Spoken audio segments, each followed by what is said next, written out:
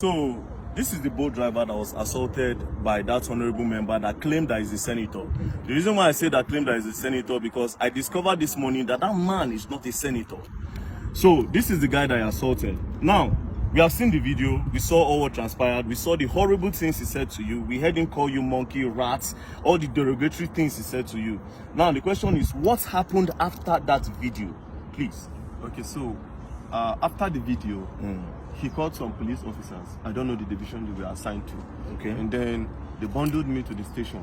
I wanted to drive the car. They said, no, I should not drive. Okay. So two sat beside me and I was in their middle. Okay. And then they drove me down to the station. Okay. When they drove me down to the station, they said I should go inside. As I had calls, they didn't allow me to take my calls. Okay. So they were not asking what happened. They didn't ask me. They were asking people that were not there, the police officers. And then the police officer quickly said, I went to Honorable's house and I was fighting the Honorable. I kept mute. Did you show them the video? I have not shown anybody the video as at that time. Okay. They've not even the security person that came to bear witness as at that time have not seen the video. Okay. As at that time. Okay. So they now referred us to crime, that we should go to crime. So we went to crime. The man was not asking what happened. As I was explaining, initially I didn't explain. The man now said he cannot actually hear from one side. The other person has to come to actually give his own side of the story.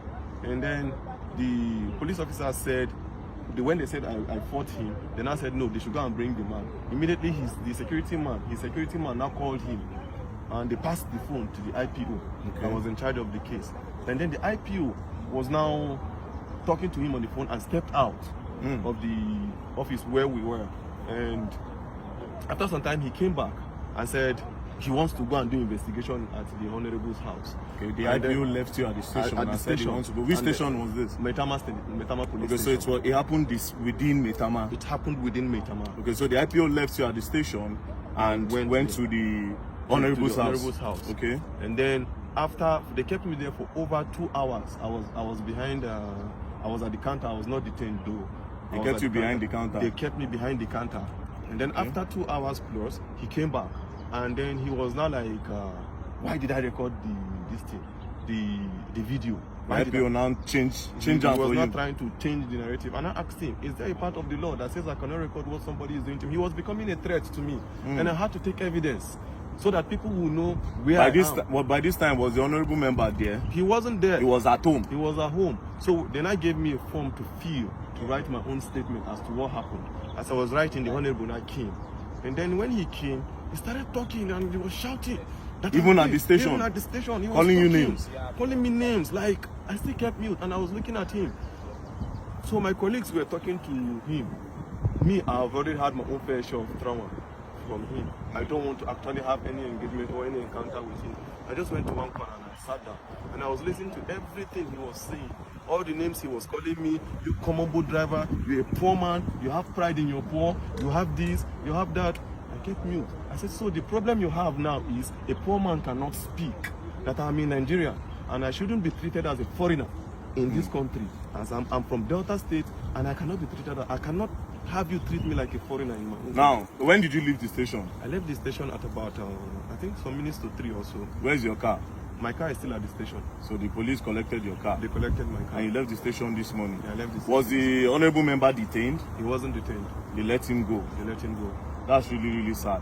Now, I want to ask you a question. The woman that sent you that message, do you know her name?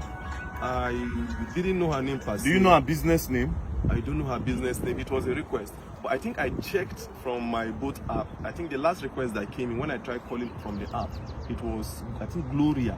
Gloria? Yeah. Because she said something in that video. She said something like, and do you know who he is? She was also supporting him. That's why I'm asking you that if you know who she is.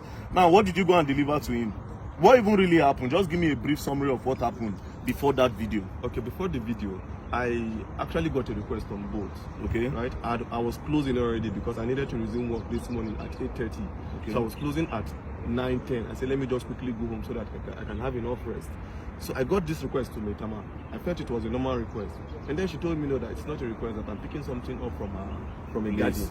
Okay. Right? From a garden. Which garden? I don't know the name of the garden. She just described the garden that after Kado roundabout, okay, you will see one orange color container, and then there's a garden beside it. Okay. So I just quickly went there, parked. The girl just came without wasting time, brought the package, that it's a snail. I said, Snail? okay, snail, yeah. So she dropped it. It was the girl that brought it and dropped it on the seat. She understood that part. Okay. I was like, okay, there's no problem. I'm going. So on getting to the man's house, I called him.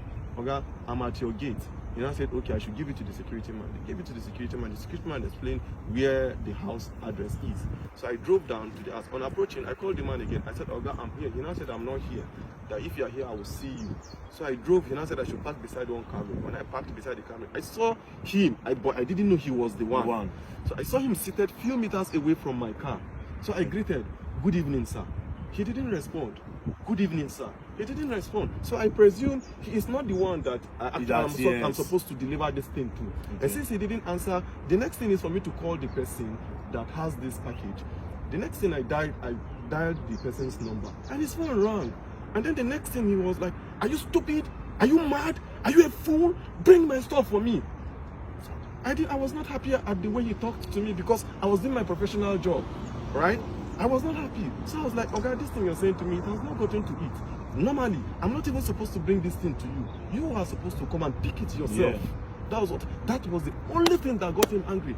You're asking me to come to your car to pick my stuff? Are you okay? Do you know who you're talking to? It's okay. I can see the anger on your face, don't worry. The truth is that Nigeria is for everybody. Nigeria is not for one person. If an honorable member will be treating people like this, then just imagine what the president is supposed to do. Now, I need to remind you, we are all clamoring for the youth to come to power. See this one and our youth. I always say something. The youth are looking for a better... They are not trying to make this country better, a lot of them. They want to get power to do worse than these people because they have a better way of hiding this evil than these old men in power. But nevertheless, the man does not have immunity. I just discovered that he's not a senator. So actually pursue this case. And I believe that the law will take its course. We'll go to... I've heard a lot of things about Maitama Police Station, which I'm not going to say. But I believe in the new Commissioner of Police that have been moved here. Commissioner of Police Disu. So this case will be reported to him directly. And I believe that the law will take its course. So don't worry. You said you're not feeling well. I'm not feeling well. He hit me on my chest severally. He was just hitting me on my chest. And I stayed mute. I was looking at him. So when he was becoming much of a threat to me, initially I did not record because I didn't go there with intention of fighting. If I went there with another motive, I would start recording from the very beginning. It was when he was becoming a threat, when he said he would pay 50 million naira and then they would delete me. And look at me, this cheat. He was just calling me all sorts of names. You pay 50 million and they will delete you. You pay 50 million naira to somebody, to people, and then they will kill me and nobody will say anything. And when I noticed this thing is becoming what I never expected, I quickly brought out my phone and you recorded. And I started recording. Don't worry, we'll go and write a petition and we'll take it up. Oh, Allah, more they go.